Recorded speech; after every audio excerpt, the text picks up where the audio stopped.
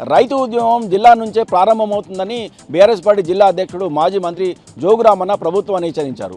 ఇప్పటికే బీఆర్ఎస్కి సంబంధించిన కార్యకర్తలు ఇంటింటా తిరుగుతూ ఈ రుణమాఫీ విషయంలో సర్వే చేస్తున్నారు. సర్వే పూర్తయిన వెంటనే ప్రభుత్వానికి అలాగే జిల్లా కలెక్టర్కు సర్వేకి సంబంధించిన నివేదికను సమర్పిస్తామని తమ ఆదిలాబాద్ జిల్లా నుంచే రైతు ఉద్యమం చేపట్టి ప్రతి ఒక్క రైతుకు రుణమాఫీ అయ్యే వరకు కూడా తాము ఆందోళన చేపడతామని ఇప్పటికైనా ప్రభుత్వం వెంటనే స్పందించి అర్హులైన అందరికీ కూడా రైతులందరికీ కూడా రుణమాఫీ చేయాలని డిమాండ్ చేశారు.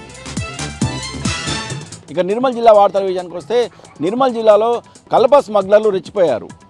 ఖానాపూర్ నిర్మల్ అటవీ ప్రాంతంలో రోడ్డుపైనే ఇరువైపులా ఉన్న 10 టేకు వృక్షాలను కలప స్మగ్లర్లు అక్రమంగా నరికివేశారు.